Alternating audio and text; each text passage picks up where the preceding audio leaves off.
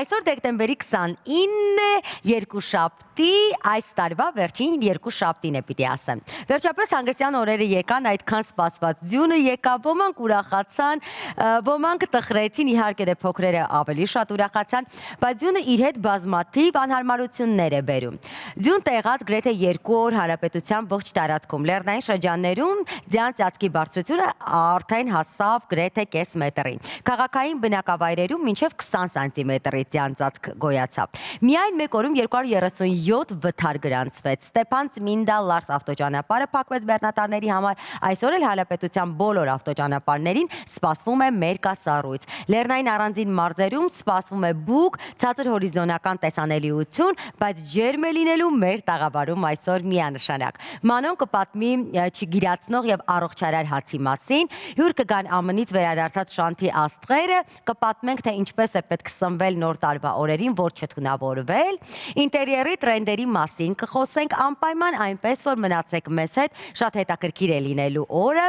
լեցուն է լինելու շատ ու շատ հյուրերով, շատ ու շատ նորություններով, բայց կարծում եմ մինչ այդ մեզ պետք է մի փոքր լսել լավ երաժշտություն, զինվել լավ, լիցքավորվել էներգիայով եւ գալ ու շարունակել մեր եթերը։ Կարող ենք լսել երաժշտություն։ Կարող ենք, գրացինք։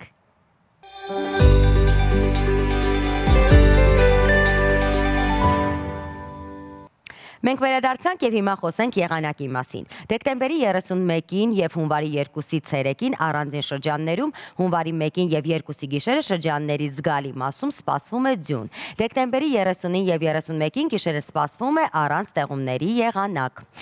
Օդի ջերմաստիճանը աստիճանաբար կնվազի 8-ից 10 աստիճանով։ Դեկտեմբերի 31-ին եւ հունվարի 1-ի գիշերը աստիճանաբար նույնքան կբարձրանա։ Երևանում այսօր ցերեկը ձյուն կգա, տեղումներ կլինեն նաեւ ամսի 31-ի ցերեկը։ Հունվարի 1-ին 2-ի գիշերը նույնպես։ Ովքեր սիրում են ձյուն, կարծես թե շատ են ուրախացել, բայց պետք է ասել, որ ձյունն իր հետ բերում է բազմաթիվ անհարմարություններ։ Փրկարար ծառայությունը տեղեկացնում է, որ Հայաստանի Հանրապետության տարածքում կան փակ ավտոճանապարհներ։ Փակ են Արագածոտնի մարզում Ամբերտ բարձր լեռնային օդերևութաբանական կայանից Ամբերտ ամրոց եւ Քարելիչ տանող ավտոճանապարհները։ Ջերմուկի Խաչմերուկից մինչև Զանգեր կոչվող հատվածը, Նորավան Լծեն Տաթև, Շինուհայր Տաթև Կապան, Վանաձոր Սպիտակ, Վանաձոր Դիլիջան ավտոճանապարհները, Վարդենյաց Լեռնանցքը, Սպիտակի եւ Դիլիջանի ոլորանները փակ են կցորդիչով բեռնատարների համար։ Վարդենյաց Լեռնանցքում տեղում է ձյուն, Մեղրու Սար կոչվող հատվածում բուք է։ Աբովյան Չարենցավան Արագածոտնի Սյունիքի մարզերի ավտոճանապարհների եւ Տիգրանաշենի ոլորաններում տեղ-տեղ արկա է մերկասառույց։ Ստեփան-Ծմինդա-Լարս ավտոճանապարհը փակ է բեռնատարների համար։ Վարորդներին հորդորը նույնն է եւ անփոփոխ երթևեկել բացառապես ձմեռային անվադողերով։ Սա եղանակի մասին, անցնենք առաջ, տոներն են մոտենում։ Տոներից առաջ ու առօրյայում առհասարակ հրաշալի լուր ունենք հայտնելու։ Դուք կարող եք ուտել հաց ու չգիրանալ։ Սա առողջարար հաց է, որի մասին կպատմի մեր գործընկերը Մանոն։ Մանո։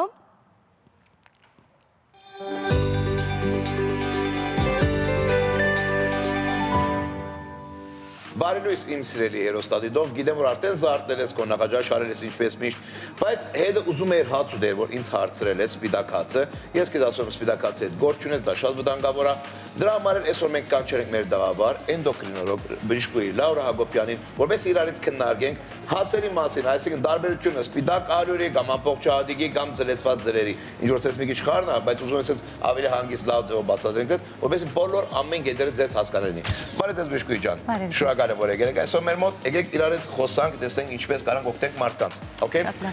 Հարցերը առանձնացրել եմ նաև։ Ուրեմն առաջի հարցը սենց է. ինչպես է սպիտակ հացը ազդում արյան շաքարի եւ ինսուլինի վրա։ Շատ լավ։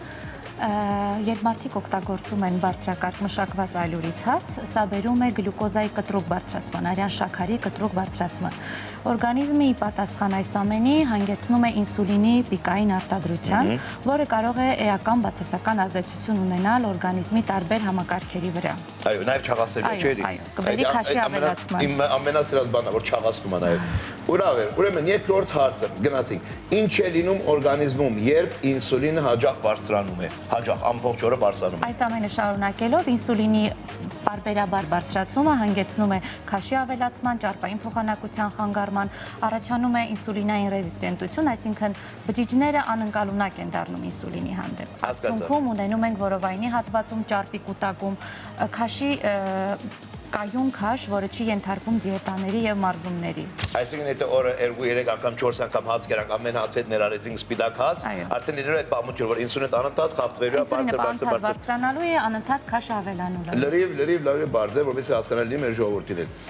Ուրեմն, մյուս հարցը, որ մարդկանց համար է հատկապես վտանգավոր սպիտակ հացի հաճախակի օգտագործելը։ Այս դեպքում եւս պետք է նշեմ, որ քաշի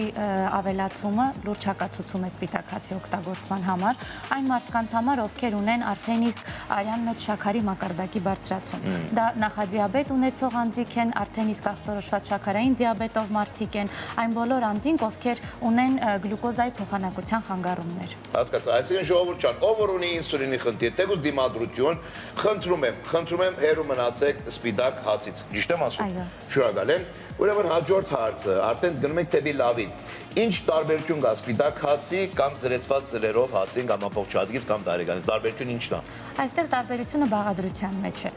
Մանրահատիկից ստացված հացը հարուստ է տարբեր միկրոտարերով, մանրաթելերով, որը կօգնի աղիների միկրոֆլորայի կարգավորման համար, կօգնի բարելավել մարսողական խնդիրները։ Հարուստ է նաև վիտամին B խմբով, հարուստ է մագնեզիումով։ Հարցը բաղադրության մեջ է։ Հասկացա, դե տարբերվում է լրիվ, հասկացանք, չէ՞, ոնց մանրաթելերը արդեն մեզ հերիք է, որովհետեւ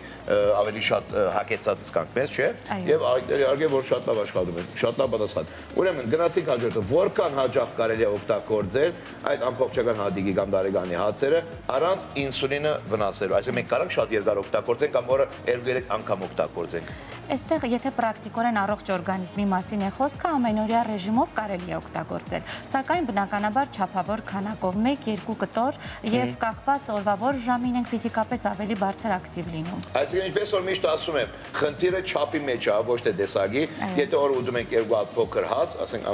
մեր ջաշի հետ կամ նախաճաշի հետ որ ուտում ենք, դա մեզ ոչ մի բան չան, եթե ամբողջը ուտում ենք, դա կչաղացնի իհարկե։ Չասենք որ առողջ է, ուրեմն ամբողջի կարանք ուտենք։ Մեկ էլ վերջի հարցը, Բժշկուհի ջան, ամբողջական հատիկով հացը որ խմբի համար ավելավ, այսինքն երեխեքը գարանուտ են, մեծահասակները գարանուտ են կամ մարզիկները գարանուտ են, թե չէ։ Իրա այդ կարամ գծեմ հարցը միանգամից, եթե սննդակարգը բաղում ենք պետքա ամբողջովին հեռացնել հացը մեր սննդակարգի մեջից։ Այս տեսակի հացը չունի տարիքային սահմանափակումներ, շատ լավ է մարզվող անձանց դեպքում, քանի որ տալիս է հագեցվածության երկարատև զգացողություն։ Հասկացա, այսինքն եթե դուք ամբողջ օր դու նստած եք, մի հատ շատ ասպիգ էլի, սենց ասեք։ Երբ ունեք ֆիզիկական բարձր ակտիվություն։ Այո, որտեղ ֆիզիկական ակտիվությունը շատ է, մարզվում ես կամ դուրս ես ամբողջ օրը, կարաս ուտես օգտվես այդ հացից, իհարկե, ինչպես որ ասում եմ, միշտ ճիշտ չափով, օքեյ։ Շատ շնորհակալ եմ ձեզ Բժշկուհի ջան, որ եկաք մեզ այսքան ինֆորմացիա տվեցիք, օգտակար, ինձ եւ հեռուստատեսողին։ So ինչ ենք անում ժողովուրդ ջան, օգտվում ենք նաեւ տոնուս հացից ու ճիշտ ենք խաղում այս խաղը։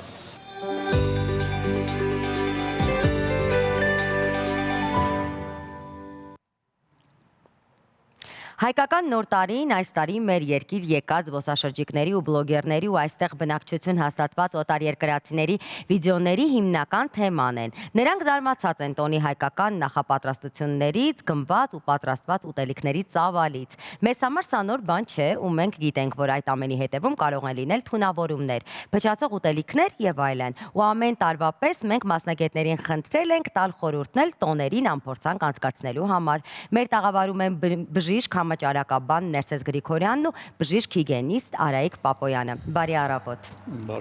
Շնորհակալություն, որ այսօր մեզ մոտ եք, մեր տաղավարում եք։ Տոնին պատրաստվում ենք ինչպես միշտ շատ մեծ շուքով, բայց սննդային թունավորումները կարծես թե տարիներն առաջ են գնում, բայց միևնույն է այս խնդիրից դեռ չենք կարողանում ազատվել։ Եկեք խոսենք այն մասին, թե ինչի է սննդային թունավորումները հաճախ հենց տոն օրերին լինում։ Նորից բարև ձեզ, բոլորիս գարեկ նոր տարին շնորհավորում եմ։ Տեսեք, մենք տրադիցիոն, ինչպես նշեցիք, տրադիցիոն, այո, շատ ենք պատրաստում, տարբեր բաներ ենք պատրաստում, օգտագործում այդ տոնական օրերին, այցելում ենք հյուր ենք գնում բարեկամների, ընկերների տները եւ շատ բազմապիսի սննդամթերք ենք ընդունում այդ ընթացքում։ Դրանց դա սննդային թունավորումների եւ աղիքային վարակիչ հիվանդությունների առաջացման պատճառը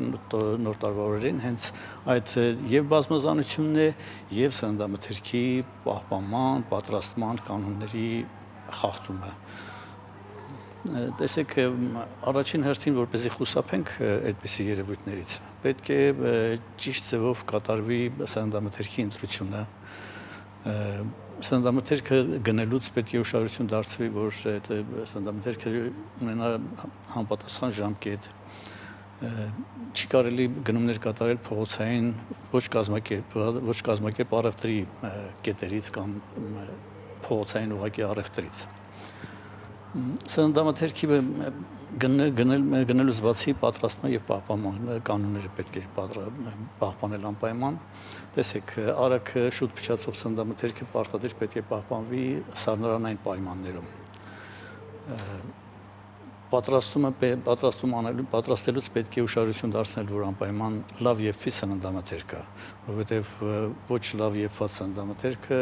վտանգ է ներկայացնում, որ կարող են առաջանալ ինչպես աղիքային վարակիչ հիվանդություններ, այնպես էլ սննդային թունավորումներ։ Պատրաստման հետ կապված տեսեք, մենք քանի որ բազմազան սննդատեսակներ ենք պատրաստում, օգտագործում ենք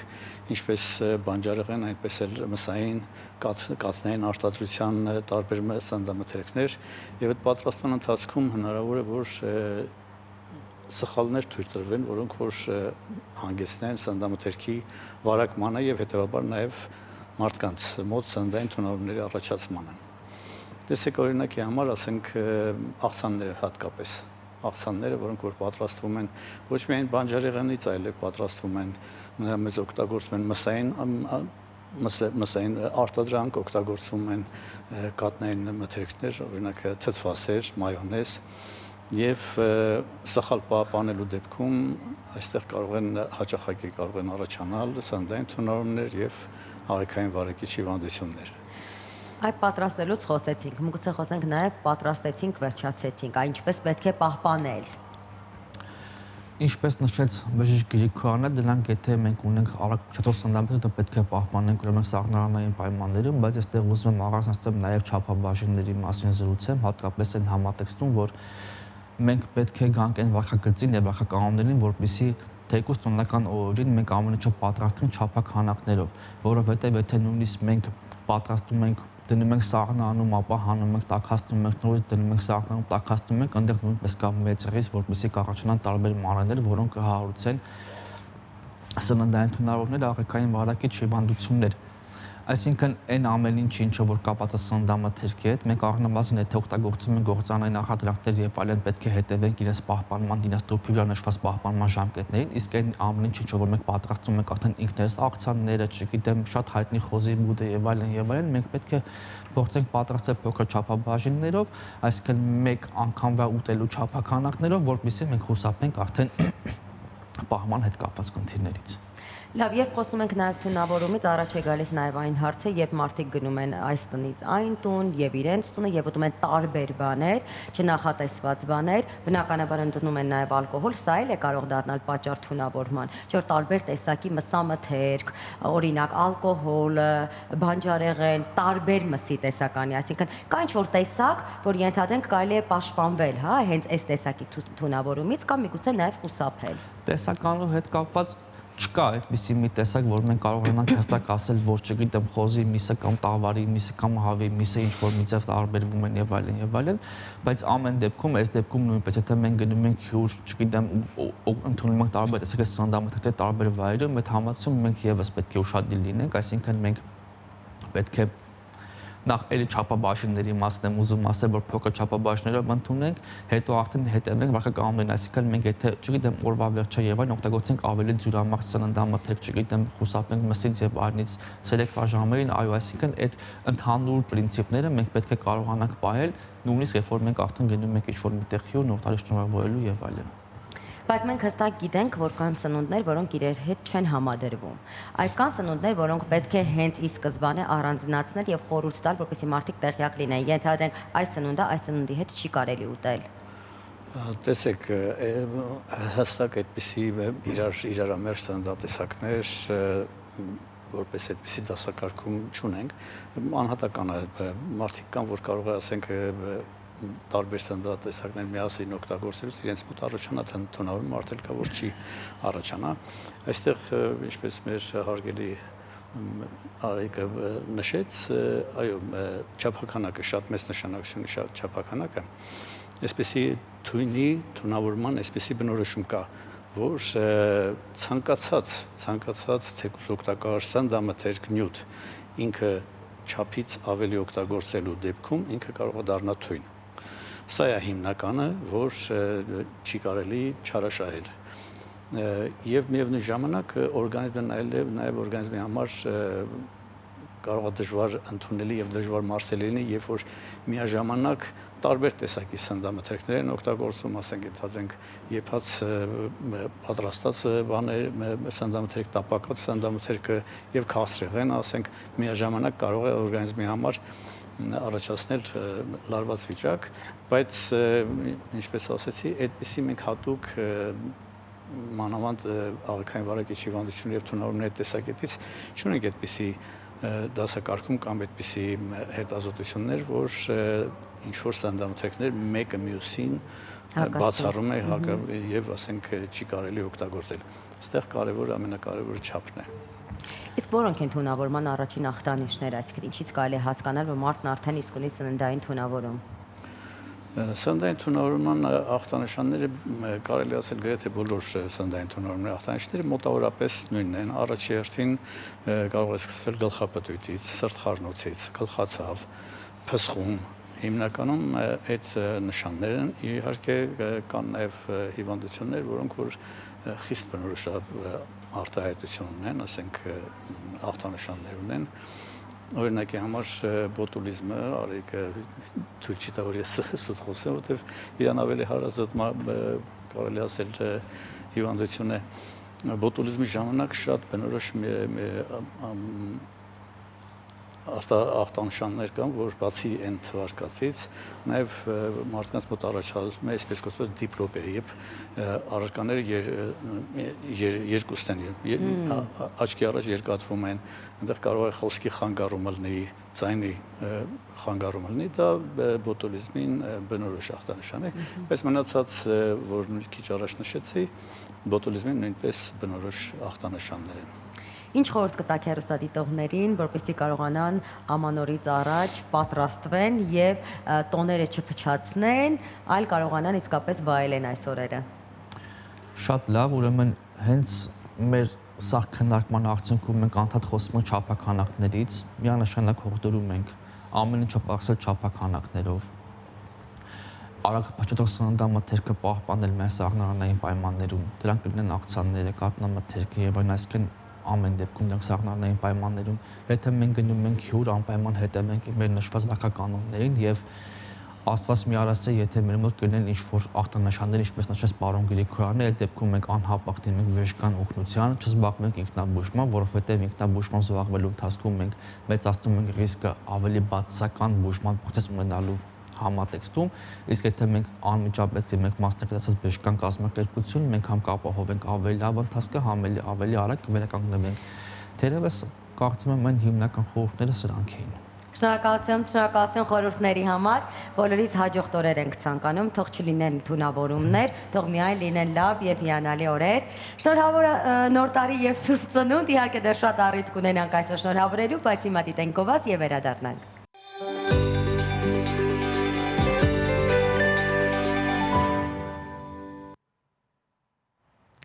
Տեղի ունեցավ Շանթի աստղերի երկար սպասված համերգը Միացյալ Նահանգներում։ Երկու օր շարունակ ամերիկահայությունը հնարավորություն ունեցավ վայելելու մեր նախագծերի լավագույն մասնակիցների լավագույն կատարումները։ Հին երգերի նորովի ներկայացումը հուզել էր շատերին։ Եվ ահա մեր արտիստներն արդեն վերադարձել են, հյուր են եկել մեզ։ Բարի առավոտ բոլորին։ Բարի լույս, վստահ եմ, որ բոլորը ձեզ տեսան, արդեն ճանաչեցին, անգամ կարիք չկա բոլորիդ ներկայացնելու, Սամվելը, Արեգը, Անին, Մարիամը, դե պատմեք, տեսնեք ինչպես անցան համերգները, մենք մեկ ամիս շարունակ ամեն օր խոսում ենք այն մասին, թե 2 օր ինչ համերգներ են սպասվելու, տեսնենք արդյոք իրականացրեցիք բոլոր սպասելիքները։ Նորից բարի լույս, նախ շնորհակալություն, անսահման ուրախ ենք այստեղ նորից գտնվել։ Չգիտեմ, շատ հրաշալի անցավ, ֆանտաստիկ ու ուզում եմ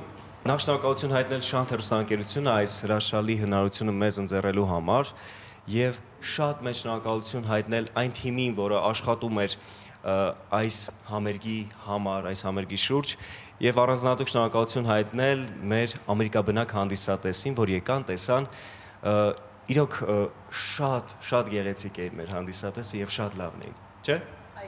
Սամվել, դու ինչ երգեցիր? Որ երգերը։ Ես երգեցի Մարտիկի երգը, Շարլ Ազնավուրի հավերժական սերը եւ Հայ գեղեցիկը, մոռացել էի։ Եվ եւս ունեցանք հետաքրքիր կատարում մեր տղաների հետ, հորովելը երգեցինք, որը շատ հետաքրքիր արձագանք ստացավ հանդիսատեսի կողմից։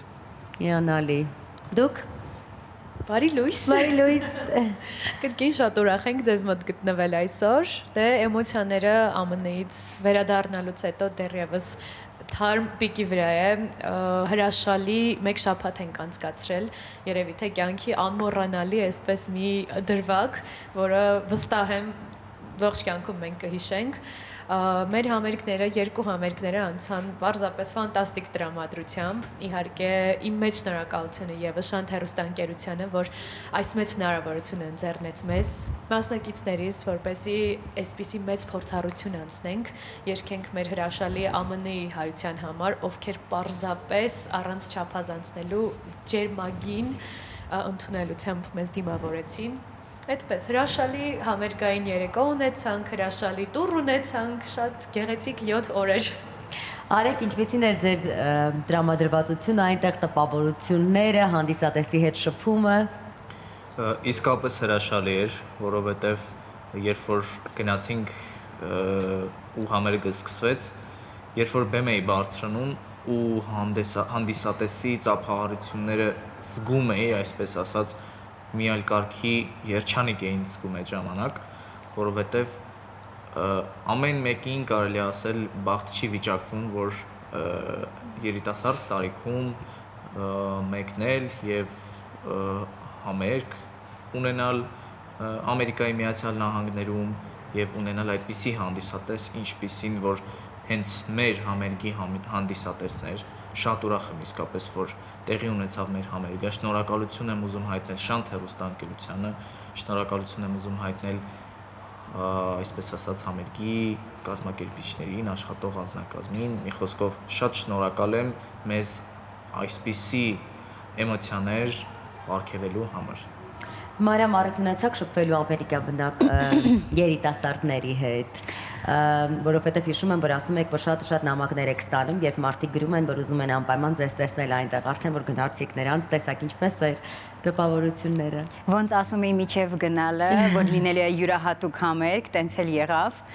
շատ յուրահատուկ էր, շատ ջերմ էր, շատ ուրիշ զգացողություններ էր, համերգից հետո երկու համերգից հետո ունեցել ենք հանդիպում մեր սիրելի հանդիսատեսի հետ, ուրիշ ջերմություն ենք ստացել, սեր, լիքը պաչիկներ, լիքը գրքեր, ունեցանք հնարավորություն շփվելու, շատ հետաքրքիր էր, շատ մի ուրիշ ձև էր, չգիտեմ ոնց բացատրեմ նույնիսկ։ Այսինքն հասկացաք, որ նրանք գրեթե 1 տարի շարունակ հետևել են ձեր ամբողջ ծրագրին, գիտեին ձեր բոլոր երգերը։ Այո, ինչ հետաքրքիր է։ Դե պատմեք մի փոքր համերգից ինչ դրվագներ եղան, որ այստեղ շատ տպավորված եք այդ դրվագներից։ Ես կարամ սկսեմ։ Այո։ Ամենահուզիչը իմ համար այն էր, որ այն դեմի շարքերը նստած էին այն ամենամեծ ֆանատները, այն որ այսենց նստած նայում էին, սպասում էին երբես։ Հա, մեծ պլակատներով։ Այն որ դու երգում ես իրանք այս վիճակն է։ Այդ վիճակն է, այնքան, ասենց չես կարող բացատրես ինչքան սեր է ստանում այդ պահին։ Երիտասարդներ էին այդ առաջի շարքում։ Ասեմ, այդքան չէ։ Մեծամասնությունը երևի ավելի շատ մեծահասակներն էին, բայց լրիվ ուրիշ սեր է իրանց սերը իմ համար։ Որ երգներ, որ ամենատպավորվածն էր հանդիսատեսի կողմից ձեր կատարումներից։ Ինձ թվում է հայերեն երգերներ, սիրում եմ քեզ, մեկ էլ աղտնավերը, որովհետև Ամերիկա հայերը սիրում են հայկական երգեր։ Այո։ Որովհետև նրանք ապրում են այնտեղ եւ կարծես մի Այո, եւ փոքր կարոտ կարոտած են ունեն, շատ։ այո։ Էլ ինչ հանդիպումներ ունեցաք միգուցե հայ համայնքի հետ, հայկական մշակույթի տներում։ Ես Մարիամից հիշեցի նաև մի հետաքրքիր դրվագ իմ մասին, ինչքան եմ հուզվել ես, հենց հանդիսատեսի շարքերում փաստորեն ունեի շատ հարազատ մարդիկ, ովքեր անակնկալ էին արել ինձ, ու ես ընդհանրապես տեղյակ չէի։ Իհարկե ընտանիքի անդամներ կային, բայց երբ համերգից հետո դուրս եկա արդեն հանդիպման մարդկանց հետ, ինձ առաջացավ իմ առաջին սոլֆեջոյի ուսուցչուհին, ում ես երևի չէի տեսել միգուցե 15-ից 20 տարի, այսպես գրկելով նայկով երկուսս սկսեցինք լացել, որովհետև հենց իմ առաջին երգի առաջին երաժշտական քայլերից սկսած, հենց նա է ինձ դասավանդել ու առանց իմանալու այսպես դիմացս է դուրս գալիս, շատ հուզիչ էր։ Իսկ երգերի հետ կապված ես երգեցի 3 երգ, էլի ազգային երգչում հնչած ամենասիրելի կատարումները Գուլո, Յարմարթուն Յարակուտա, Բրոյի, որը իհարկե շատ լավ ընդունվեց, շատ շնորհակալ ենք, շատ երջանիկ ենք։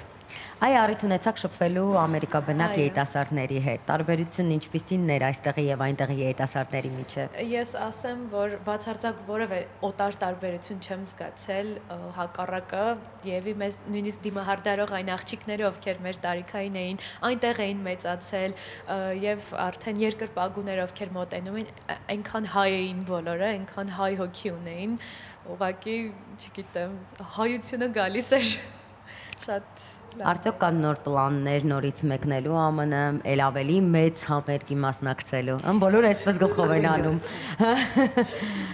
Արեք, ինչ նոր առաջարկներ ունեք։ Դե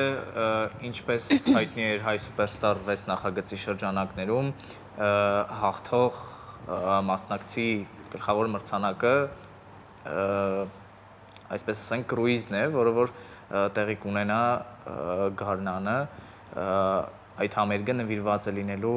կանանց միջազգային տոնին եւ ես նույնպես Մարիամի եւ Մինասի հետ մասնակից եմ լինելու այդ համերգային ծրագրին գեղեցիկ։ Դա կրուիզ է լինելու, կրուիզի ընթացքում նաև լինել համերգային ծրագիր։ Այո։ Ահա, հիանալի։ Իսկ ովքեր կարող են մասնակցել, այսինքն ովքեր որ գնել են կրուիզին մասնակցելու իրենց ուղեգրերը, արդեն հասկացանք։ Դե շնորհավորում եմ բոլորիդ, որովհետև սա իսկապես շատ մեծ ձեռքբերում է բոլորիդ համար, դեռ այս տարիքում համերգ ունենալ Ամերիկայի Միացյալ Նահանգներում, այն էլ 2 համերգ։ Իսկապես Շանթ հեռուստաընկերության բոլոր ձեր շնորհավորանքներին ես էլ եմ միանում։ Եկեք ամփոփենք 2025 թվականը, որը վստահ եմ, որ ձեզ համար հիանալի տարի էր եւ ամբողջ կյանքում կհիշեք։ Կարող ենք փոքրիկ շնորհավորանքներ եւ շնորհակալական խոսքեր հղել։ Կարամ ես սկսեմ։ Կարող եք։ Իմ կյանքը լիովին փոխվեց 2025 թվականում, որովհետև տեղափոխվեցի նախ եւ առաջ, ավելի կենտրոնացա իմ երգի վրա, ու էդի Շանթ ընկերության շնորհիվ է, որ ես ստեղ եմ, ես երգում եմ ստեղ, ինձ սիրում են ստեղ, եւ շնորհակալություն եմ ուզում հայտնել Շանթ ընկերությանը, բոլոր անձնակազմին Ուզում եմ շնորհակալություն հայտնեմ մեր սիրելի հայերին, մեր սիրելի հեռուստադիտողին, ով որ մեզ լիքը սեր է ապարգևում ու ջերմություն։ Շնորհակալ եմ բոլորից։ Արեք։ Շարունակելով Մարիամի խոսքը, ուզում եմ ավելացնել, որ իսկապես Հայ Սուպերստար 6 նախագծին մասնակցելուց հետո իմ կյանքն էլ կարելի ասել լիովին փոխվեց, մտածելակերպս նույնպես փոխվեց, որովհետև հասկացա, որ մարդը ունի հնարավորություններ, որոնց մասին, որ ինքը նույնպես չգիտի։ Այսինքն մարդը իր ապրած կյանքի ընթացքում պիտի ունենա ուժ իրեն բացահայտելու համար։ Հայ Սուպերստար 6 նախագծի շրջանակներում ես հենց դա հասկացա ու ինձ համար ավելի կարևոր էր հենց դա, ոչ թե նախագծի հաղթանակը, եթե անկեղծ լինեմ, դե իհարկե շնորհակալություն եմ հայտնում, իմ խորին շնորհակալություն եմ հայտնում Շանթ հեռուստաընկերությանը իր կազմակերպած նախագծի համար, մեզ հետ աշխատող թիմին եմ շնորհակալություն հայտնում իրենց աշխատանքը պարզապես որակյալ կատարելու համար եւ ուզում եմ շնորհավորել բոլորիս գալիք ամանորը եւ Սուրբ Ծնունդը, ինչու՞ ոչ։ Ես նույնպես ուզում եմ միանալ շնորհակալության խոսքին եւ նաեւ շնորհավորանքին։ Իրականում Շանթ հեռուստաընկերությունը այս վերջին տարիներին, հատկապես այս վերջին տարվա ընթացքում իրականացրեց իր բոլոր ժամանակների երաժշտական նախագծերի ամենամեծ համերգը համալիր մեծ դահլիճում, որը մենք ունեցանք, որի մենք երջանիկ ենք նույնպես լինել մասնակից, մենք ունեցանք Ամերիկայի համերգը։ Իրականում կարծում եմ մենք առնվազն պետք է շատ շնորհակալ լինենք, որ մենք ունեցանք այս հնարավորությունը, մեզ ընձեռնվեց այս հնարավորությունը կանգնել մի բեմի վրա այնպիսի աստղերի հետ, ինչպեսին են Սևակը, Ամբրոյան, Անդրեն, Սյուզաննա Մելքոնյան, Սուրենա Արուստամյան։ Չգիտեմ, ես շնորհակալ եմ եւ ցանկանում եմ, որ հաջորդ տարի նույնպես այսքան հրաշալի եւ արդյունավետ տարի լինի։ Շնորհակալություն։ Երևի թե արդեն բան չմնաց ասելու, միանում եմ բոլոր շնորհակալական խոսքերին ու առաջինը, քանի որ հիմա մենք Շանթ հեռուստաընկերության ջերմ պատերի ներսում ենք, մաղթում եմ մեր հեռուստաընկերությանը միայն վերելքներ, թող այս ամեն ինչը, որ այս տարիների ընթացքում, 30 տարիների ընթացքում եղել է, հազարապատկվի, կրկնապատկվի։ Շնորհակալ եմ ամեն ինչի համար, 2025-ից եմ շնորհակալ, այս տարի իմ կյանքում շատ մեծ ճակատագրական փոփոխություններ տեղի ունեցան բոլոր առումներով ու ամեն տարիներից ես այսպես դասեր քաղելով փորձում եմ առաջ ընթանալ, մաղթում եմ բոլորին երջանիկ, խաղաղ, ուրախ տարի։ Մենք նույնպես ես մաղթում ենք 2026-ին նորանոր հաջողություններ, անցնենք առաջ, իսկ հիմա գովված Շանթի եթերում։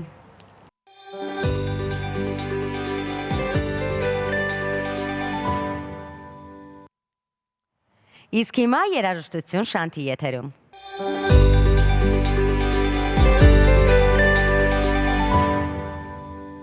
Մենք վերադարձանք, ասենք, որ դեկտեմբերի 31-ին առավոտյան Շանթումը եթերում կլինի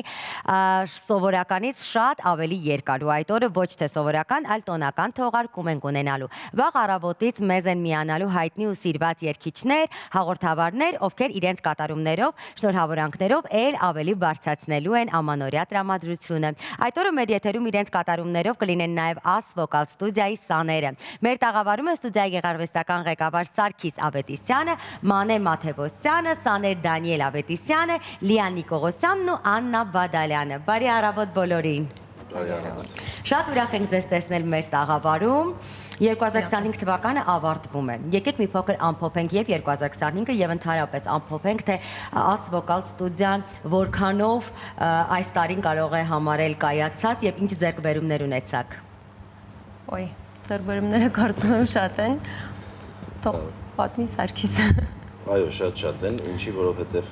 ամեն տարի մենք ունենում ենք հեղինակային երգեր, տեսահոլովակներ, շատ համերգներ։ Այս տարվա ձեռքբերումը 25 թվականի մարզամերգային համալիրն էր, առաջինը մեծ մենահամերգային, իմ սաների հետ միասին եւ բազմաքանակ հեղինակային երգերը, որոնք որ նաեւ տեսահոլովակներով ներկայացրել ենք։ Սարգիս, ինչքան ժամանակ է ինչ կա As Vocal Studio-ն։ Արդեն 2018 թվականից մինչ օրս կա ու սկզբում չէի ուզում որ լիներ։ Դե երեխաների հետ աշխատելը շատ դժվար է։ Շատ պատասխանատու, շատ պատասխանատու։ Այդ պատճառով չէր ուզում։ Իսկ մանեն ինձ համոզեց։ Պատասխանատվությունը շատ մեծ է իրականում կրթել սերունդ։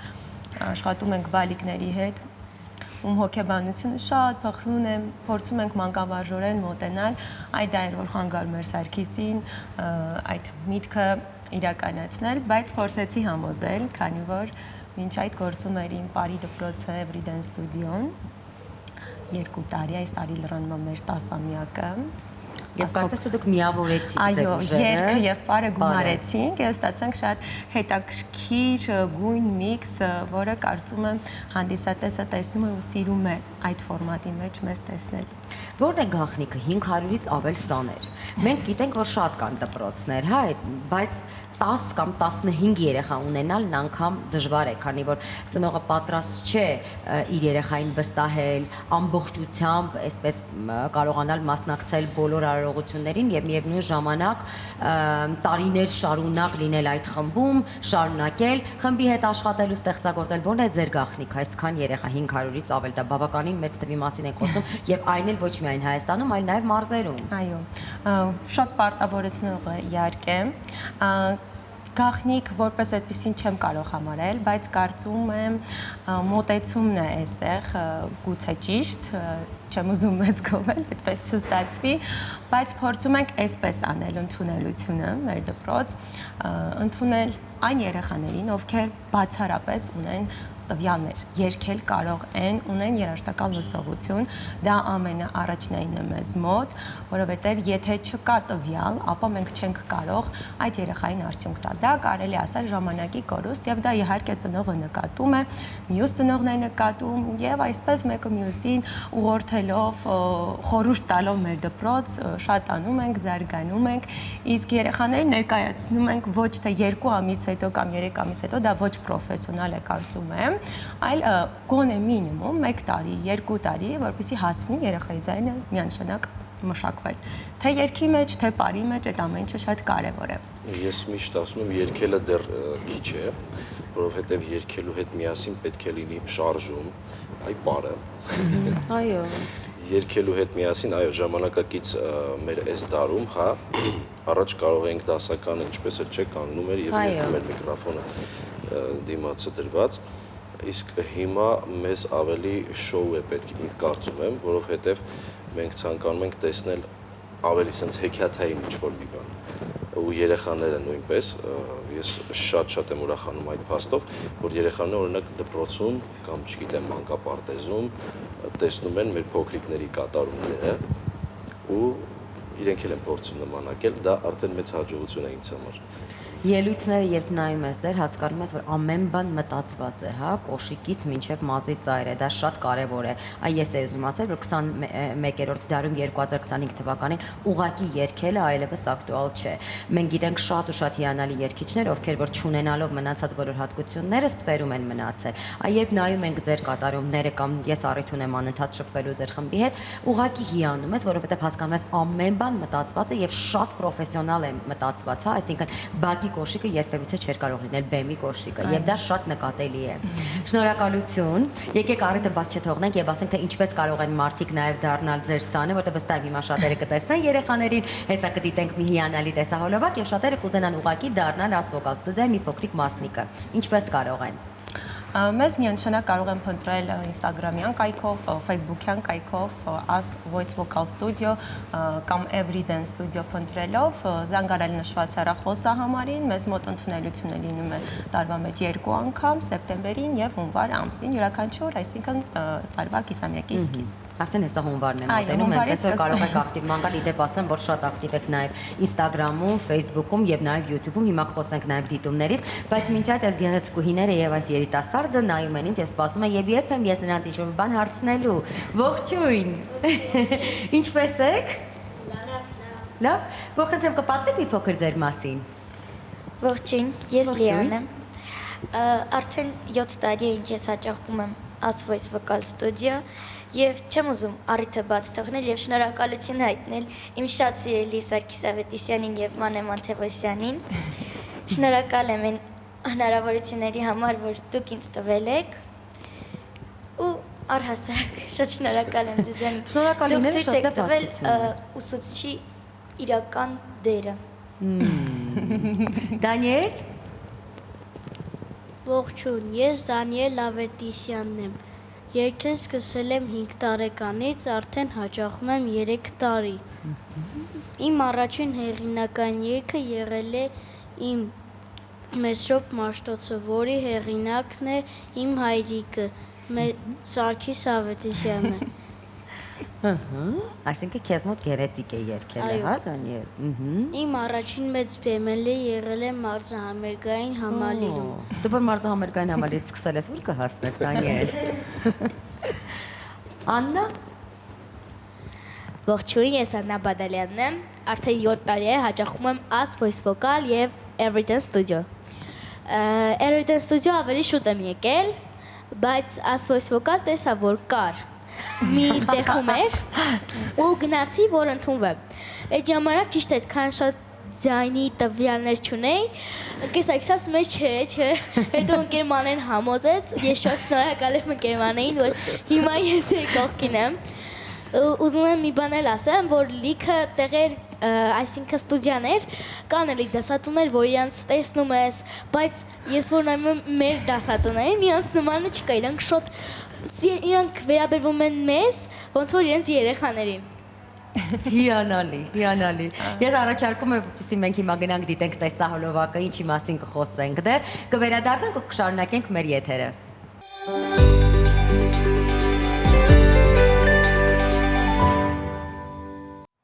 Մենք վերադարձանք ամանորյա այսքան գեղեցիկ երգերից հետո դիտենք գովազդ, գանք ու շարունակենք մեր զրույցը։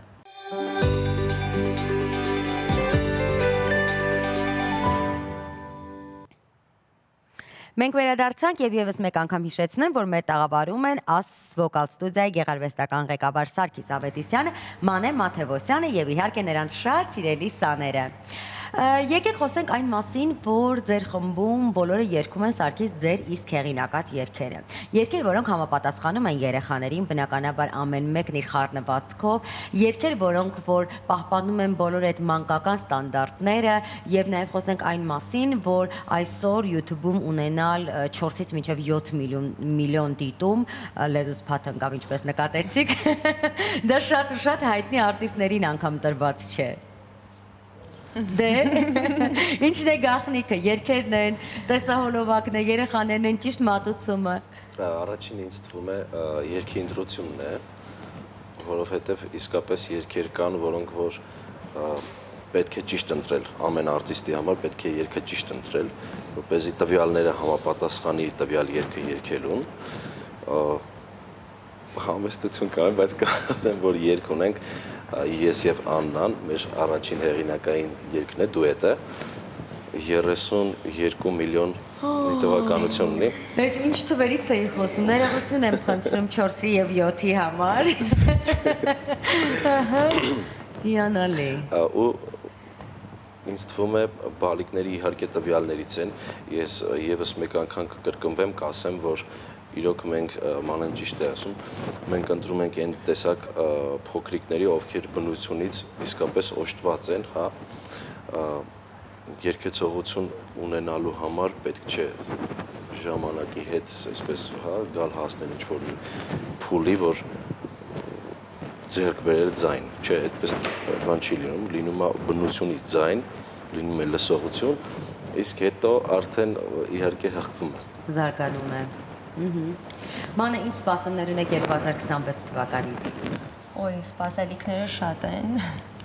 եւ անձնական եւ գործնական, բայց չեմ ուզենա բացեմ փակագծերը, որտեղ մենք շատ անսպասելի մարդիկ ենք, միշտ ասում են դուք այն տեսակի մարդիկ եք, որ չես կարող պատկերացնել վաղը դուք ինչ կարող եք անել, որտեղ մենք կարող ենք այսօր նստել, միասին քննարկել, վաղը ինչ որ մի նախաձեռնություն անել ու մարդկանց մոտ այն տպավորությունը ստեղծվել, որ դա մենք ամիսներ շարունակ քննարկել ենք եւ իրենց ոչինչ չենք ասել։ Դրա համար շատ անսպասելի է մեր կյանքում միշտ լինում, ամեն լավ բան անսպասելի է լինում։ Այսպես ակնկալիքները շատ մեծ են, առաջ Աստված թող օրհնվեն բոլորի ընտանիքները, սրտերը, մարդիկ թող լինեն բարի, դա ամենակարևոր գրավականն է կարծում եմ մարդու աշխատանքի եւ անձնականի մեջ։ Իսկ դուք ունեք շնորհավորանքներ։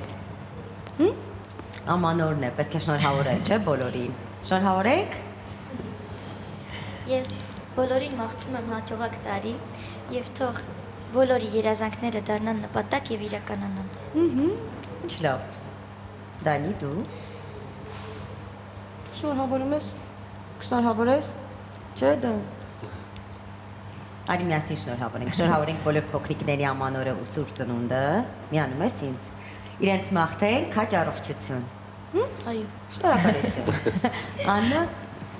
Ես մաղթում եմ, որ այս տարին լինի խաղաղության տարի, բոլորը երջանիկ լինեն, ոչ մի դժբախտ բաներ չլինի ու թող միշտ մարդկանց հետ բարի լինի։ Ինչքան լավ ցանկություններ։ Շնորհակալություն բոլորին, ձեզ մաղթում եմ նորանոր հաջողություններ, վստահ որ 2026-ում առիթ կունենանք դեռ շատ հանդիպելու, խոսելու այն բոլոր ձեռքբերումների մասին, որոնք կունենանք, իսկ մենք անցնենք առաջ եւ տեսնենք թե ինչ են պատրաստել մեր եթերում։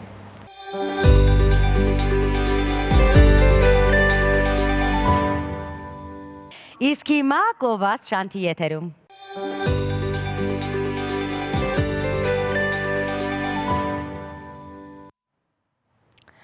Մենք վերադարձանք եւ ունենք շատ հետաքրքիր հյուրեր եւ շատ հետաքրքիր թեմա։ Դիզայներներն արդեն հասցրել են խորհուրդներ տալ, թե ինչպես զարդարել ձեր տունն ու տոնածառը նոր տարվա համար։ Վստահաբար արդեն գիտեք ինչ գույներ ընտրել տոնական սեղանի ձևավորման համար։ Այսօր մենք որոշել ենք օգնել ձեզ հասկանալ նաեւ 2026 թվականի ինտերիերի տրենդերն ու առհասարակ։ Մեր տաղավարում են ինտերիեր դիզայներներ Շուշան Իսոյանն ու Անի Հովանեսյանը։ Բարի առավոտ։ Բարի լույս բոլորին։ Բարի լույս։ Այ գույներ, կարևոր ատրիբուտիկա, որոնք պետք է օգտագործել։ Ինչով է առանձնանում այս ամանորվա դիզայնը հաջորդ տարվա դիզայնից կամ տոնածառի խաղալիքներն ու տոնածառի գույները, ինչ պարտադիր բաներ կա, որ պետք է իմանանք։ Նախ շնորհակալություն հրավերի համար։ Այս տարի հիմնականում 3 ուղղություն է նախանշված տոնածառի հարդարման համար։ Առաջինը երկրային, այդ earth-ի ոճն է, այսինքն բնական դեկորներ, կոներ, փայտե դեկորացիաներ, ձիուկի առկայությունը եւս, մինիմալիստական ոճը, այսինքն սպիտակ, պարզ խաղալիքներ, ինչու՞ չէ նաեւ լինում է, որ միայն տոնածառի լույսերով են զարդարում։ Եվ այն մեր ավանդական տրադիցիոն նոստալգիկ ոճը, այսինքն ապակյա տոնածառի խաղալիքներ, մի քիչ ավելի հնաոճ զարդարանքներ, բայց այս ամենը ուղեկցվում է նրանով, թե ձեր ինտերիերը ինչ ոճի մեջ է, հա, կրկին, այսինքն մենք խորհուրդ չենք տալիս գնալ կուլ տրենդերին, այդ պահին, այդ օրը, այդ տարի ձեր կախված նրանից ինտերիերը ինչ ոճի մեջ է, ըստ այդմ զարդարում եք ձեր տոնածառը։ Կա նաև այդ բոսորագույն գույնը, ինչ վերաբերում է գույներին, բոսորագույնի երանգները, նարնջագույն, նախընտրելի է նաև չորացած նարինջներ կախել տոնածառից։ Իրականում ժապավենները անցյալ տարի էին այդպես շատ մոդայիկ, այդպես մի հատ մեծ ժապավեն էին կարմիր դնում տոնածառի վրա, հիմա ամբողջությամբ չի կարելի ասել, որ դուրս է եկել, բայց ավելի այդպես ոչ պսպղուն, ոչ փայլուն, ոչ բարակ կտորից ժապավեններ եւս կարելի է օգտագործել, այսինքն ավելի փափուկ, կրեմագույն, մի քիչ ավելի հաստ, ծանր կտորից դետալներ ժապավենի եւս կարելի է օգտագործել։ Կարմիրը կարծես թե այս տարի նույնպես ակտուալ է։ Կարմիրը եւս իր բոլոր մնացած երանգներով, այդ ոնց որ այդ բոսորագույն երանգների մեջ կարմիրն է ոնց որ մտնում, մուգ շագանակագույն, խորը կանաչ, դիթապտղի կանաչը եւս, այսինքն կախված նրանից նորից եմ ասում, ձեր ինտերիերը ինչ ոճի մեջ է, այսինքն մենք չենք ինքը տոնածառը ինտերիերի շարունակությունն է, հա, շատ կարևոր է ինքը համահունչ լինի քո տան ընդհանուր ինտերիերին, այսինքն ներդաշնակ լինի քո ինտերիերի հետ, ոչ թե ընկնում ենք տրենդի հետևից, եթե այս տոնածառի ոճը մոդայիկ է, մենք էլ միայն տոնածառը այդ ոճի մեջ ենք անում, եթե տունդ մինիմալիստական ոճի մեջ է, այդպես սպիտակ, ավելի ուղիղ գծեր, նախընտրելի է տոնածառը լինի մինիմալիստական, սպիտակ տոնածառի խաղալիքներ, թեթև լույսեր, այդպես։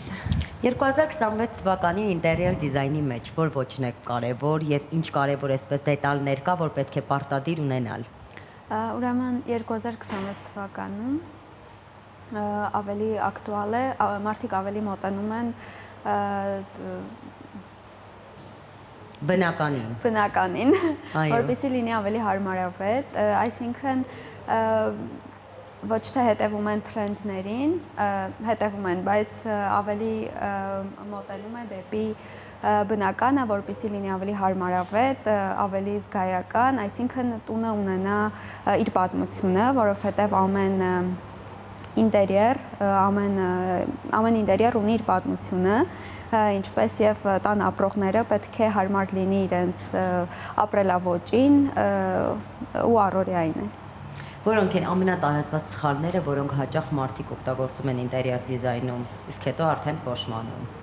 Դե ընդհանրապես ինտերիեր դիզայներին դիմելը շատ խրախուսելի է եւ շատ ճիշտ է, որովհետեւ դա այսինքն մինչև դրանց թանկ դառնալը ինքը կանխատեսում է քո սխալները, որոնք դու պետք է անես, որովհետև ինտերիեր դիզայներին դիմելիս դու խնայում ես ժամանակ, գումար, նյարդեր, տեղից երբ որ մարդիկ զույգերը վերանորոգում են անում այդ փուլում շատ են լինում հավեճերը, նույնիսկ լինում է որ գալիս են ինտերվյուի, քանի որ մեզ մոտ առաջին փուլը միշտ ինտերվյուն է լինում հաճախորդների հետ, ինտերվյուի ժամանակ արդեն իսկ իրանք սկսում են ինչ-որ վիճել, իրար հետ չհամաձայնել, եթե ինտերիեր դիզայներ մեջտեղում չլինի, հա իրենց մարտով, որ իրենց ճիշտ կուղորդի, չեմ պատկերացնում ինչով կարող է ավարտել, որովհետև նույնիսկ քո ներկայությամբ են իրանք քեզ թողնում են, հանգիստ սկսում են իրանք բանավիճել, չէ, բայց դու տեսար նրա տանը սենց էր սրա, արի մենք էլ սենց անենք եւ այլն, ու դու կարողանում ես ինչ-որ պահի մատ իրանք հավաքես ու ասես ժողովուրդը սենց ու իրանք ոնց որ հաշտեցնում ես, ու չեմ պատկերացնում, եթե ինտերիեր դիզայները մեջտեղում այսպես ասած չլինի, ինչի կարող է վերածվել, այո ինչ որ առումով մենք փաստորեն բան ենք, համերաշխություն ենք տարածում սրիկերի միջև։ Ինչ վերաբերում է 2026-ի տենդենսներին, ես շատ ուրախ եմ, որ այդ միլենիալների մինիմալիստական ոճը, կոնկրետ ես, ինքը զիջում ակամաց հետագնում ու գալիս են ավելի համարձակություն է մտնում ինտերիերի մեջ 2026-ին, էկլեկտիկ ոճն է գալիս, այսինքն ժամանակաշրջանների համախառնությունն է գալիս, այսինքն տարբեր ոճեր խառնվելու են իրար, տարբեր նյութեր խառնվելու են իրար, կարող է լինի մետաղ, կարող է լինի գործվածք, ապակի եւ գույները էլի շատ համարձակ, մուգ կանաչի երանգներ, ձիթապտղի կանաչ, էլի բոսորագույն, շագանակագույն ու նաև այդ հետ է գնում սառը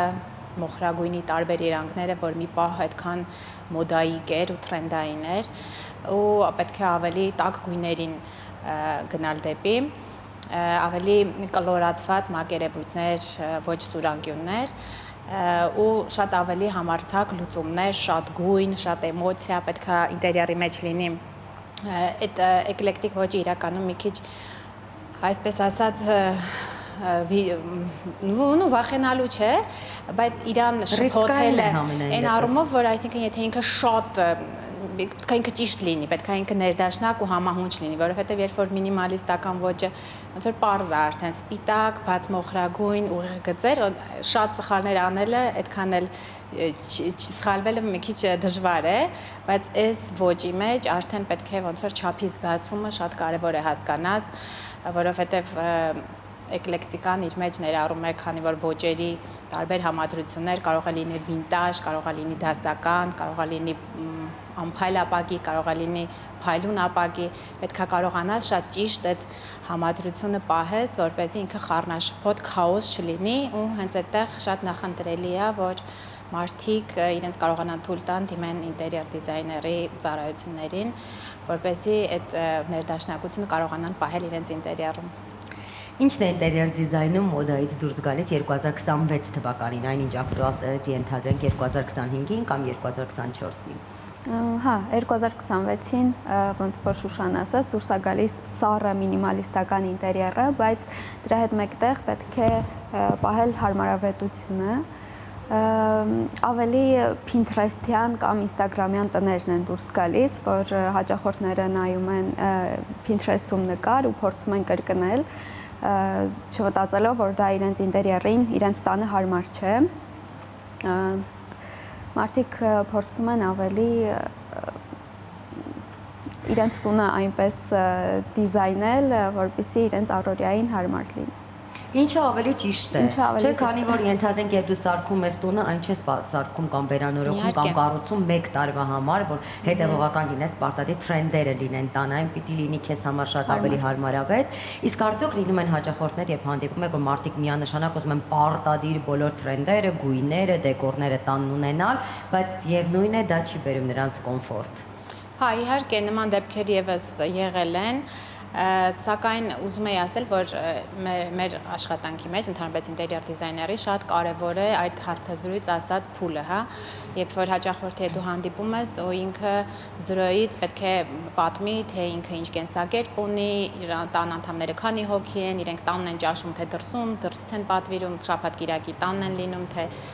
քաղաքից կամ ինչու՞ չէ երկրից դուրս են մեկնում, այդ ամեն ինչ երբ որ դու իրենց խոսում ես, խոսեցնում ես, այսինքն մի քիչ էլ հոգեբանի ֆունկցիա ես կատարում, միգուցե իրանց այդ մտքի նախանշված ոճը կարողանում ես հենց հարցազրույցի ժամանակ փոխել, բերես հենց իրան այն այն զգացողության, այն ընկալման, հասկացության, որ չէ, ձեզ այդ ոճի հետևից դուք մի ընկեք, կարող է ինքը տրենդային է, բայց այն ոճը, որ դուք հիմա, այն ապրելակերպը, որ դուք հիմա պատմում եք մեզ, ձեզ հաստատ ձեր մասին չէ, ձեզ հաստատ էս ոչ նա պետք է վերջո, ինչպես դուք նշեցիք, դուք այդտեղ ապրելու եք առավոտից գիշեր, ձեր առօրյան է, ձեր կենսակերպն է լինելու ու պետք չէ այո ընկնել տրենդերի հետևից, որովհետև պետք է դուք տեսնեք, թե ձեր կենսակերպին, ձեր ապրելակերպին, որ ոճն է ավելի համահունչ։ Իսկ արդյոք եղել են դեպքեր, երբ հարցազրույցից հետո հասկացել եք, որ այլևս չեք ուզում այս մարդկանց տան ինտերիեր դիզայնով զբաղվել։ Անկեղծ ասած, մեր դեպքում կարծես թե նման բարեբախտաբար նման դեպքեր չեն գրանցվել։ Միցեվի այդ ինտերվյուների ժամանակ հասցնում ես կապվել քո հաճախորդների հետ, սիրել իրենց։ Չէ, նման դեպք բարեբախտաբար չի գրանցվել, կարողացել ենք լեզու գտնել, դա մեր հմտությունների շնորհիվ երևի, ինչ որ տարիների հետ եկող Ես երկար ժամանակ հաղորդակցման հմտությունների մեջ եմ եղել, Անին էլ դե արդեն շատ երկար տարիներ ինտերիեր դիզայնով է զբաղվում, այնպես որ կարողացել ենք գտնել այդ ոսկե միջինը եւ հաճախորդին չնեղացնել եւ միասին ինտերիերը իրեն ստեղծել։ Եկեք խորհուրդներ տանք մեր հեռուստադիտողին, թե հաջորդ տարի ինչ պարտադիր, այսպես դիզայներական միգուցե աքսեսուարներ պետք է տանը ունենալ, գույներ, կամ շատերն ասում են ձիու տարի է ենթադրենք, պարտադիր է փոքրիկ ձիուկ ունենալ, ընդհանուր մի քանի խորհուրդ տանք, որ մարդիկ լինեն եւ տրենդային, եւ կարողանան կոմֆորտը պահպանել, եւ նաեւ կարողանան այդ տարվա կարևոր, այսպես մոդայիկ փոքրիկ դաշույններ ունենալ անի։ Դե հիմնական, որ պետք է հետևեն, այդ խորը մուգ գույներն են, մուգ շագանակագույնի երանգները, բոսորագույնի երանգները, դրա մեջ մտնում է նաև կարմիր, օխրան էլ է շատ մոդայիկ, այսինքն այդ խորը դեղին է։ Դե ձիուկները կարող են լինել թե փայտյա, թե կերամիկայի, նորից եմ ասում, կախված է իրենց ինտերիերից, այսինքն պետք չի շեղվել, ասենք ապակյա, ինչ որ չգիտեմ, ձիուկ դնել, եթե քո տունը փայտով է հիմնականում ինչ որ այդ ոճի մեջ է։ Հիմա շուկայում այնքան տարբեր բազմապիսի ոնց որ դեկորներ ու զարդարանքներ են տեսնում, որ կարող են հաստատ իրենց ինտերիերին համահունչ գտնել եւ ներդաշնակություն տալ իրենց ինտերիերին։ Հիմնականում այդ գույներն են, նաեւ կարծես չասեցինք, որ 2026-ի ինտերիերի մեջ նաեւ շոշափելիությունն է շատ կարեւոր, այսինքն փափուկ կահույքը, բարձերը, տեքստուրաները հաճելի, այսինքն թավիշն է շատ մոդայիկ գալիս, բուկլեն, բուրդը, այսինքն ինքը շատ էմոցիոնալ ինտերիեր է սպասում 2026-ին, որտեղ ընդգծվում է քո անհատականությունը ու այդ սառը երանգներն ու տեքստուրաներն ու ուղիղ գծերը դուրս են գալիս։ Շնորհակալություն, փորձենք հետևողական լինել տրենդային, բայց ամենակարևորը, ինչպես ասում է շատ հայտնի Կոկո Շանելը, պետք չէ երբեք զոհ լինել, կոմֆորտը, այնինչ քեզ սազում է թե քո տանը եւ թե ընդհանրապես քեզ, դա ամենակարևորն է եւ ամենամոդայիկն է։ Շնորհակալություն, մենք անցնենք առաջ, իսկ հիմա Գովաց Շանթի եթերում։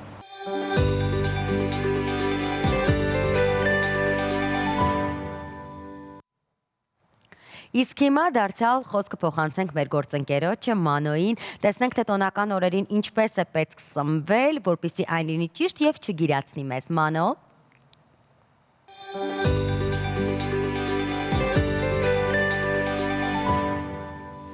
Բարելույս սիրելի հեռուստադիտող, հաստատ գիտեմ որ գիշերը լավ քնել ես, արագ քո նախաճաշ անել ես, հիմա ինձ թվում է կամ մի բաժակ թեյ, կամ մի բաժակ սուրճով նայում ես այս հաղորդումը։ Եկեք հասկանանք նոր դարուն երկրորդ ամենակարևոր կետը, թե ինչ արինում սեղաններում, եւ մենք չարաշահում ենք դա։ Մեր առողջության հաշվին իհարկե։ Ալկոհոլ, խմիչքները, օքեյ։ Հասկացանք թե ինչպես պետք է սնվել։ Հիմա եկեք խոսանք ալկոհոլի մասին։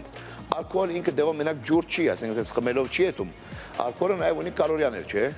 Այսինքն չափազանց օգտագործել էր գարաբելի ջարբակալման, չէ՞։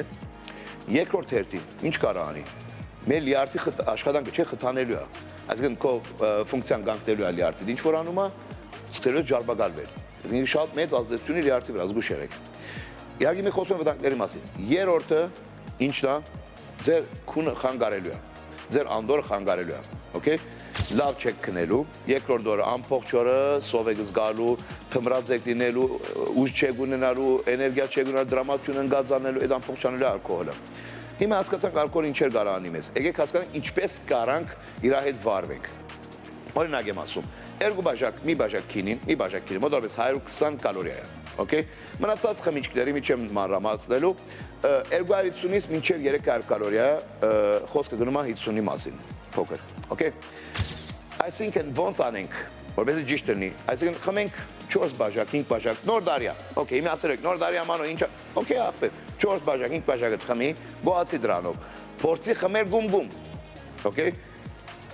Խոսքը գնում է գինու մասին։ Եթե խմում ես այն, չգիտեմ, ոդկա գտնի, տեկիլա գտնի, կամ ուրիշ բան գտնի, իմի կարևոր չի լցնենք միջև չես բաժակս, այդ մի անգամից քաշենք գլուխներս, հետո չէ։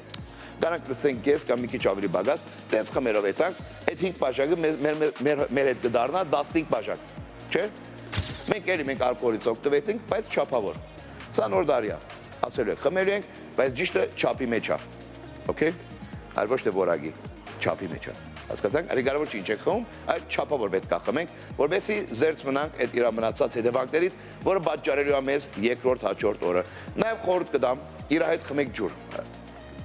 Ջուր որ խմեք, շուտ կհանի օրգանիզմից իրան, երկրորդ օրվա այդ գլխացավանքները շատ չի լինում։ Okay։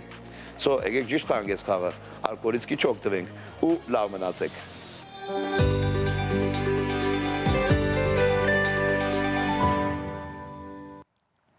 Ճիշտ սնվելու հետ կապված ամեն բան պարզ է, իսկ հիմա պետք է իմանալ, թե ինչ նոր եւ գեղեցիկ արտահայտություններ կան, որոնք պետք է պարտադիր իմանալ ամանորին։ Կարծում եմ ճիշտ շնորհավորել մարդկանց Սուրբ Ծնունդը եւ ամանորը։ Սոնա, հերթը քոնն է։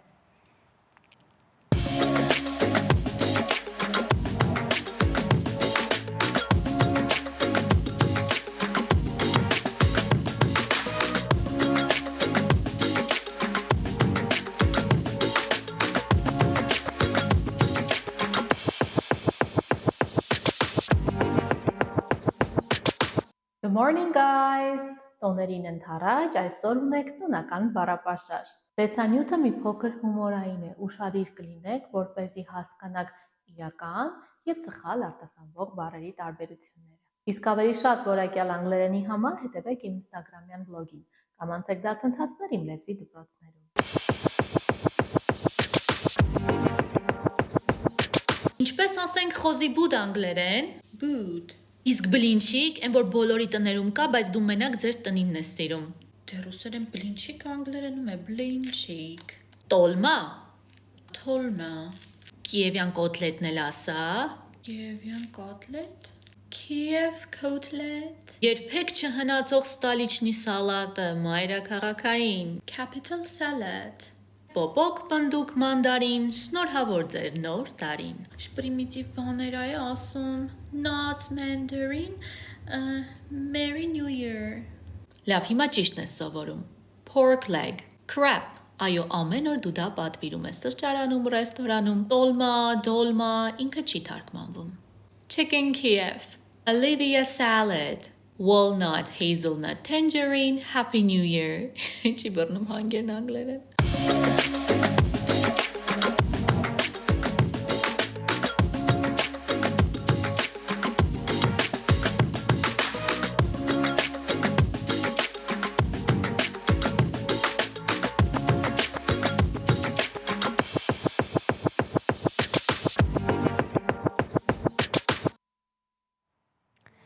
Իսկ հիմա շատ հետաքրքիր տեսանյութ գրադարանի մասին։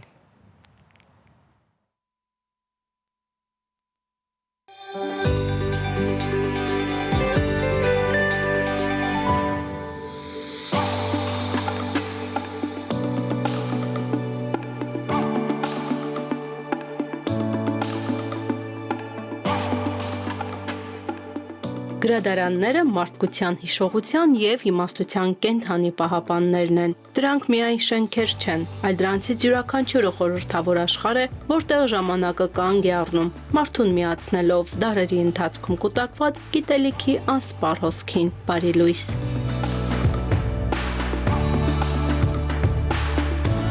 Այսօր մենք կայցելենք աշխարհի ամենահիասքանչ գրադարաններից մեկը։ Այս շարքը կսկսենք Դուբլինի Trinity College-ի երկար դահլիճից եւ կհասնենք մինչեւ Վատիկանի դարավոր մատյանները, Կոիմբրիայի ոսկե դռներից մինչեւ Վաշինգտոնի խորհրդանշական կոնգրեսի գրադարանը։ Դուբլինի Trinity քոլեջի գրադարանը, որը քոլեջի հին մասնաշենքում է հիմնադրվել, կառուցվել է 1732 թվականին։ Այստեղ այցելող յուրաքանչյուր ոք փաստում է մեկ բան՝ գրադարանն ունի աստվածային մթնոլորտ։ Ըստ 2025 թվականի տվյալների, այն իր տեղն է զբաղեցրել աշխարհի ամենահրաշալի գրադարանների շարքերի առաջին հորիզոնականում։ Այստեղ Long Room-ը կամ երկար դահլիճը ունի մոտավորապես 65 մետր երկարություն։ Նրա բարձր սյուներից այն կողմ այցելուներին գրավում են մակագրված բազմաթիվ գրքեր։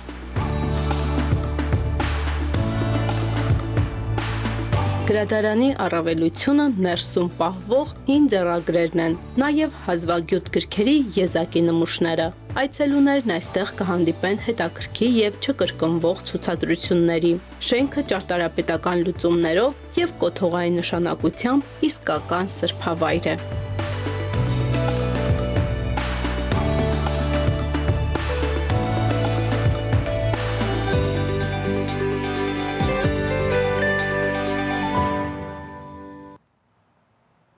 Այսօրվա համար պատրաստել էինք այսքան, այս դուք մնացեք Շանթի եթերում, ամենահետաքրքիրը դեռ առջևում է։ Կհանդիպենք վաղը, ցտեսություն։